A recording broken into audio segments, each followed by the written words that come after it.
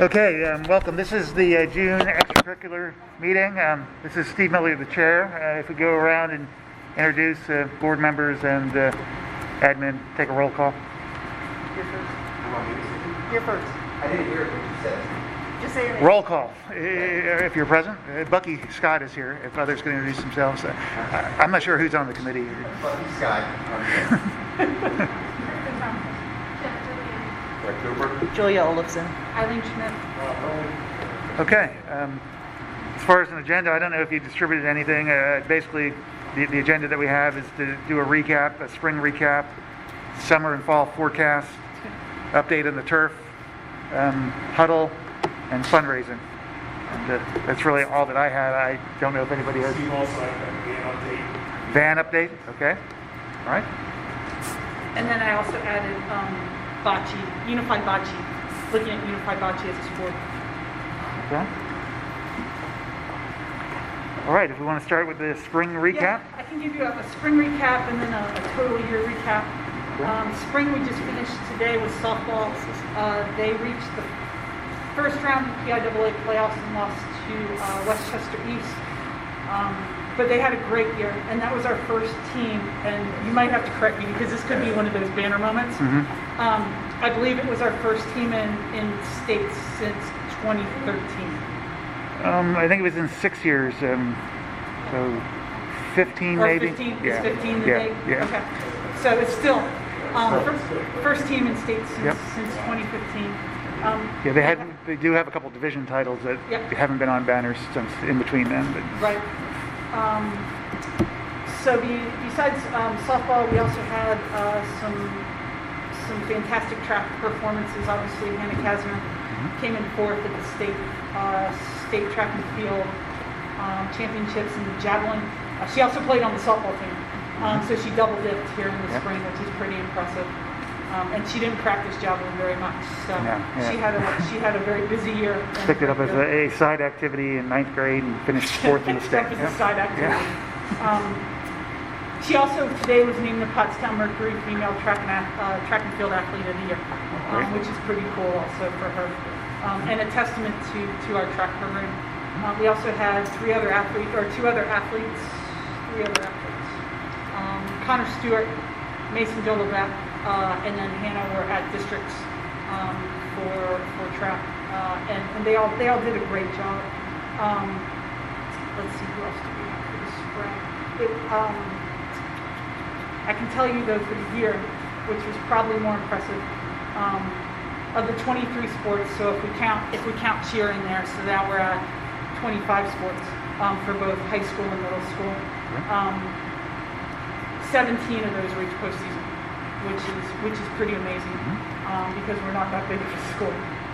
We had 2 state champions, and just kind of to put it in perspective, our last state champion, Chris Giuliano, won the 200 last year at the PIAA swimming championships, but then right when he was getting ready to start the 100, they stopped the meet because of COVID and sent him home. So he didn't get to win the 100. There was a good chance that he would, but last year Chris winning the 200 was our first state champion since 1964, where we went back to back 63 and 64 in track. So we had 2 in 1 year. So we had Chris Giuliano in swimming. We had Alex Horton win in bowling. Obviously Hannah Kasner came in fourth out at this year in the javelin, and then Colton Yenser also placed 14th in golf to start the year off for us, which is very impressive year in general for us. Probably one of the more successful years Boone has. Mrs. Levengood and I, in our boredom, which we never are, we went ahead and tallied up how many games we played this year. So just scrimmages and regular season games, we played over 550. That does not count postseason. And we took over 260 bus trips. And it's a testament to our coaches and our students that we made it. Every season, Mrs. Levengood and I would look at each other and say, this isn't going to work. And every season it worked with very few shutdowns and very few quarantines. They did a really good job, and we know how hard it is to get them to do a good job, but they did a great job. So the reason why, and 550 games is a lot. That's high school, JV, middle school, JV. To make it through was pretty impressive. So that's kudos to our coaches and our students. Okay, that's great. I guess, and Chris is still swimming? He swam. He swam his first heat today. He's at the U.S. Olympic trials for swimming. He is seeded. He'll swim tonight at 7. He's seeded 5th of 8. Yeah. If he gets in the top 2, he goes to the second wave. Okay. And then it's the Olympics. So he's still got a step in between there. I see. But he's not even, he's not even in college yet. Right. He hasn't even really trained like college athletes do and had those benefits. So his limit is just unbelievable Yeah. what he can do. Great. Okay, so I guess next up then is summer and fall Summer and forecast. fall forecast. So I'm cautiously optimistic because I wasn't super enthused about our turnout this year in terms of numbers. I'm not sure if it was COVID. I'm not sure if it was just people being nervous. But so far we've had a number of preseason meetings. We've had almost 32 out for cross country at the interest meeting, and that's a lot of kids for cross country for us. Yeah. We had 39 out for middle school volleyball and interest in middle school volleyball. Wow. Over in the gym right now, our open gym for high school volleyball for girls. On the first day, he had 19, which is a lot for open gym for a first day, and that doesn't even include the rising 8th graders. So I'm cautiously optimistic that our numbers will go back up. We do have some work to do in some sports, especially at the middle school level, and we know that, and our coaches know that. So that's what our focus on will be this next round. Okay. That sounds encouraging. I guess a question has come up: mask policy for the coaches and players. What is the current policy? We're still maxed up, especially inside, until we get direction from that. But all the schools are. We actually had a thread going around today with all the athletic directors asking what everybody was doing, and pretty much everybody is the same until it changes. Is it outside for soccer too? Is it players, coaches, or? It's coaches. Coaches, because I guess softball players weren't wearing them. So I mean, you've been out at softball. It's Yeah. pretty haphazard at this point, especially because it's so hot. Right. But we asked them to just do their best to maintain that 6 feet. Okay. And the policy for it's changing on June the 28th. Is that when Pennsylvania is scheduled to change? It is. That's the date that all the athletic directors were talking about today. Yeah, they're saying the 70% handle for June 28th is regular. Okay. This one we're anticipating the 28th, unless we get something between now and then from DOH or BE that communicates something different. That's what everybody's discussing. Okay. All right. Yeah, that's. All of a sudden, they decided to go. Yeah, I did.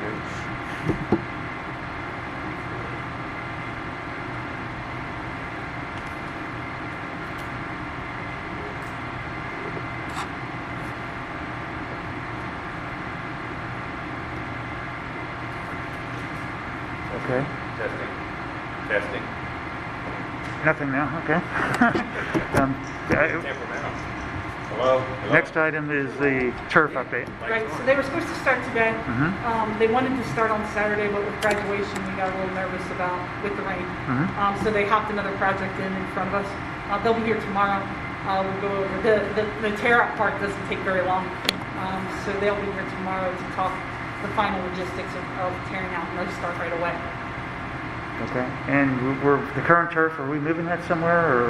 We're going to keep 2 strips, so they take out 10-yard strips is how they do it, and that system is both the pad and the turf together. They're going to give us 2 strips, and we'll put them in the back lot until we can figure out what we want to do with them, if we want to do anything with them. Okay. And discard the rest of it, is it? Pardon? Going to throw the rest of it away? Or? Yeah. I don't know if I'm pretty sure what they do is they recycle that. Okay. All right, the next item up then is huddle. It's huddle. Yep. So we're adding a camera to the outside. The camera that we used on the inside was in the gym. Fantastic, especially when it came to streaming. Huddle had previously not had an outdoor camera. They've added one to our inventory for free. I have to do some measuring, but that should be up in the second week of August. So we'll be able to stream out there. The nice part too also is that Huddle has kind of joined forces where someone like Matt Palmer can link into that and use that as an extra camera. And then you can also sell the rights to the stream. Huddle allows you to sell the rights to the stream. So if we want to do it that way, we can, where we charge people, where we charge someone to stream for us. But that's down the road. I'm not too worried about that right now. It'll just be really nice advantage to have that camera outside and us not to have someone on top of the press box filming all the time. Yeah, great. Okay. And then the last one that was on this list is fundraising. So some of the things, this board has been fantastic. Anytime I've asked for anything, you all have stepped up and helped a great deal. And we know there's some missing pieces here at Boone that we've been able to replace, whether it's equipment, or facilities, or something like Huddle and the weight rooms and adding, Kyle Myers as the strength coach. All those things have been really good, but I also know that we need to do our part. There's some projects, especially softball, that I'd like to see an upgrade to, whether it's a permanent fence and padding. There's some other items out there that would be really great. In the past, and this is me not knowing because I have not been here, I know from a fundraising standpoint, Mr. Hurley and I have talked about going over the policy, that the previous board was not interested in having naming rights, meaning, if you go to Mifflin, Penske gave the money to redo Mifflin's baseball field while Penske's on the fence. And that's something that I wanted to talk about because I think we have some great alumni. We have some really big businesses here. I think that would be interested in helping Boone, not just athletically, but across the board. Sure. But we might have to put a name on something. We might have to say it's. I thought that we had ventured to try to do that in the past, that there was an effort to get scoreboards, and we were looking for sponsors for that. And there was some, it didn't work out, but certainly something we were willing to do for naming for that. I don't. Do you still have opposition to having sponsors named? I see Julia shaking her head now. People, I guess they just didn't like the idea of advertising.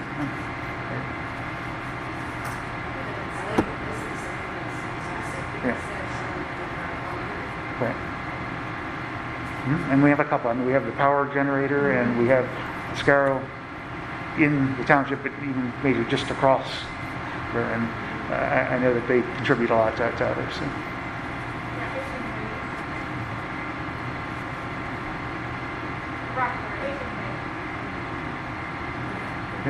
Steve, policy 229 addresses fundraising. It is allowable. Sorry. Declaration above. It is allowable, although it doesn't really address it. It's really a loosely written policy, so it's something we could do. I think different people have had different opinions through the years of whether we should do that or shouldn't do that. I know that there was some talk a couple years ago, I'm not sure where it was, about with Mascaro in terms of trying to get a school going down there. If I mean, and I think it's pretty good at making connections with the community, if we can do that, we should at least explore it, how they think it benefits students and our facilities. Yeah, I know we tried to do that, and there were some issues between previous people and Mascaro, but I think that's gone away. The only issues I remember are with like the Coca-Cola advertising in the school with soda machines and things like that. Well, we have the contract right now with, who's our contract with? It's with Pepsi or Coca-Cola? No, it's with Coca-Cola. The new stuff's with Coca-Cola. Okay. And then the two other items was the vans. Okay, again, update. I've reached out to some car companies, and I've learned there is a vehicle shortage out there right now, and the primary reason behind that is, I guess, chips that go into the vehicles are manufactured outside of our country at the COVID crisis. I don't know if we're making awesome progress here in our country. It's not always the case in some other places where it's manufactured. So basically, everything's backed up. It's what the salesman told me. We were months and months out before getting a new vehicle. I I asked them to explore, I've asked them, I should say, to explore used vehicles. Basically, we can't find anything out there in the marketplace that suits our needs currently. So what we're asking is to buy us time, we have asking some bigger staff to make sure that the vehicles are safe, clean and functional, and they may not look so great, but at least it'll buy us some time until the market kind of works its kinks out right now. And that's kind of the update. There's still a need there, but the timing's not particularly great. Okay, yeah, I've heard that the car market is really tough right now, especially used vehicles. Okay, and then I guess the last item was bocce. It was Unified Bocce. So as you guys know, we started Unified Track this year, and it was fantastic. What a great opportunity for all our students and for all of our students to be involved, and our staff. It really is kind of a rallying sport for everyone. And so what we'd like to do is we'd like to apply for funding from the Special Olympics for Unified Bocce, which is a winter sport. I mean, ideally in the back of my brain, I'd like one sport in each season and to expand that way. Currently, bocce right now, Hamburg has a team, Exeter has a team, and Brandywine has a team. So, you know, with Unified Track and it being COVID, we ended up kind of going over towards the pack. We went against Pottsgrove and Springford. Hopefully next year will be a little bit more Berks oriented. And I would assume if we get funding from the Special Olympics for bocce, we would be mixed in with Hamburg, Exeter, and Brandywine. Again, the Special Olympics funds the uniforms, all the equipment. The only thing we really pay for is the transportation, and that's minimal for us. Okay. So it's a question of exploring the funding with the Special Olympics, and if it doesn't work out, we can still afford to fund that through the athletic department. Okay. Is Yeah. there interest in that? Yes, Okay. there's interest. I think this year was pretty tough. I'll give Coach Huddleston and Coach Ferguson credit because this was a tough year to start a unified track program, but they still did it. A lot of people deferred, so they still did it, and they still made it work, and it was fantastic. Just great moments. But I would assume that cautiously optimistic again about more students participating. When they saw that, I think we'll have a lot more participating. Can I ask where will the tournaments happen on campus? If it's winter, it'll be in the gym. Okay. If it's fall, because the Special Olympics said they had both. They had fall bocce and winter bocce. We'd rather do winter bocce. Yeah. But fall bocce would be down in the outfield to the backside of the JV softball field. Okay. Because I was wondering. I mean, you said we're going to have two 10-foot pieces of turf. If you wanted to set up like a we special did talk about place that for too. them. Yeah. Okay. Coach Huddleston asked if I was getting turf for bocce. Okay. Yes. Okay. Well, good. Any other items? Or no other new business? All right. Well, hearing nothing, then I guess that concludes this month's meeting. Thank you, everyone. Thank you.